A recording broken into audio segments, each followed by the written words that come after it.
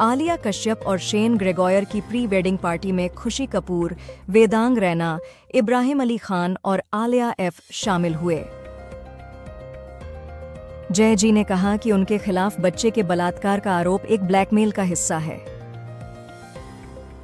Donald Trump ने भारतीय अमेरिकी वकील हरमीत धिल्लों को नागरिक अधिकारों के लिए सहायक अटॉर्नी जनरल के रूप में नामित किया।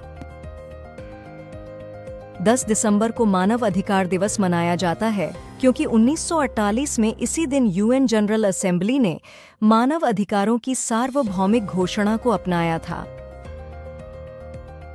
पूर्व कर्नाटक सीएम एसएम कृष्णा 92 वर्ष की आयु में बेंगलुरु में निधन हो गए। लुइजी मैंजियोन की गिरफ्तारी, United Healthcare CEO Brian Thompson की हत्या में मैकडॉनल्ड्स के कर्मचारी की मदद से मिली। पायल कापड़िया की All We Imagine as Light को जालीवें गोल्डन ग्लोब में 2 नॉमिनेशन मिले हैं।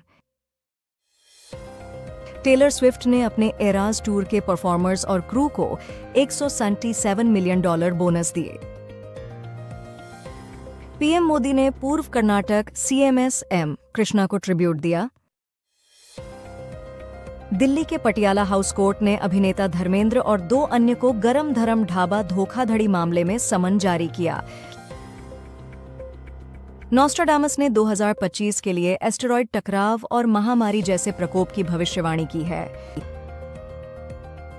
दिल्ली की वायु गुणवत्ता मंगलवार को 224 के साथ खराब रही। धुंध ने शहर के कुछ हिस्सों को ढक लिया। कर्नाटक सरकार पूर्व केंद्रीय मंत्री एसएम कृष्णा के निधन पर 3 दिन का शोक मनाएगी। डोनाल्ड ट्रंप ने भारतीय अमेरिकी हरमीत डिल्लन को नागरिक अधिकारों के लिए सहायक वकील जनरल के रूप में नामित किया है। जॉर्जिया वॉल को न्यूजीलैंड दौरे के लिए ऑस्ट्रेलिया की टीम में शामिल किया गया है।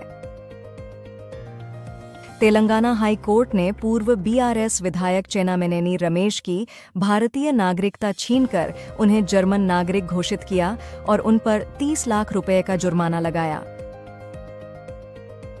मुंबई में बेस्ट बस के ड्राइवर पर 6 लोगों की मौत और 43 लोगों के घायल होने पर दोष लगाया गया है।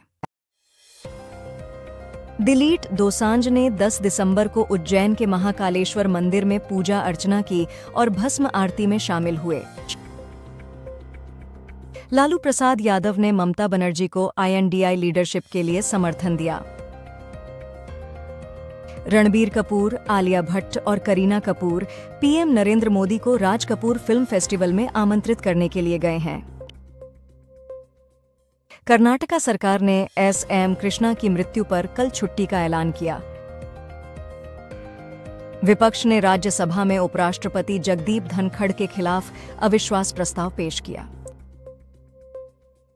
ओवैसी की आईएमएम ने मुस्तफाबाद से रायट एक्यूज्ड ताहिर हुसैन को आने वाले दिल्ली पोल्स के लिए फील्ड किया है।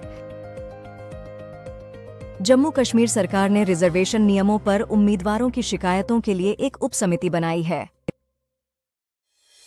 सुप्रीम कोर्ट ने इलाहाबाद उच्च न्यायालय से न्यायाधीश शेखर कुमार यादव की विवादास्पद भाषण पर रिपोर्ट मांगी। इजरायली पीएम बेंजामिन नेतन्याहू ने भ्रष्टाचार के आरोपों के अपने मुकदमे में पहली बार गवाही दी। दिल्ली चुनावों से पहले केजरीवाल ने ऑटो ड्राइवरों के लिए 10 लाख रुपए का बीमा और शादी के लिए 1 लाख रुपए की सहायता की घोषणा की। महाराष्ट्र के सतारा जिले के कोलवाड़ी गांव ने भविष्य के चुनावों में बैलेट पेपर के उपयोग का निर्णय लिया। चुनाव विभाग ने कहा कि महाराष्ट्र विधानसभा चुनाव में वीवीपैट और ईवीएम में कोई मिसमैच नहीं है। आईआईटी दिल्ली भारत की यूनिवर्सिटीज में सततता में सबसे आगे है, जबकि आईआईएससी विश्व की टॉप 50 में शामिल है। किरण रिजिजू ने कहा कि एनडीए के पास बहुमत है। विपक्ष ने जगदीप धनखड़ के खिलाफ अविश्वास प्रस्ताव लाकर कुर्सी की गरिमा का सम्मान नहीं किया। यूजीसी चेयरमैन जगदीश कुमार ने कहा कि 2025 से सीयूईटी यूजी सिर्फ कंप्यूटर बेस्ड टेस्ट होगा और स्टूडेंट्स किसी भी सब्जेक्ट के लिए अपीयर कर सकते हैं, चाहे उन्होंने क्लास 12 में क्या पढ़ा हो। सीरिया के विद्रोहियों ने मोहम्मद अल बाशिर को अंतरिम सरकार का प्रमुख बनाया। यूपी के फतेहपुर में 150 साल पुरानी नूरी मस्जिद का एक हिस्सा हाईवे चौड़े के लिए गिरा दिया गया, जिसे सरकार ने इलीगल बताया। Bayern Thompson, United health care के सीईओ के हत्या के मामले में पुलिस ने लुइगी मंगियोने को मैकडॉनल्ड्स से गिरफ्तार किया। Pakistan tour of south Africa का फर्स्ट T20I मैच 10 दिसंबर 2024 को रात 9:30 बजे किंग्समीड डरबन में होगा। राहुल गांधी और प्रियंका गांधी ने दिल्ली में अपने घर 10 जनपथ पर सांभल हिंसा के पीड़ितों के परिवारों से मुलाकात की। भारत रूस दोस्ती सबसे ऊंचे पहाड़ से भी ऊंची है, रक्षा मंत्री राजनाथ सिंह ने पुतिन से मुलाकात में कहा। इंडिया ब्लॉक चुनावों में ईवीएम धोखाधड़ी के खिलाफ शुक्रवार तक सुप्रीम कोर्ट में याचिका दायर करेगा। दिल्ली पुलिस का आधिकारिक एक्स खाता हैक हुआ, जिसे मैजिआईसी इडेम नामक समूह ने हैक किया और अब खाता बहाल कर दिया गया है।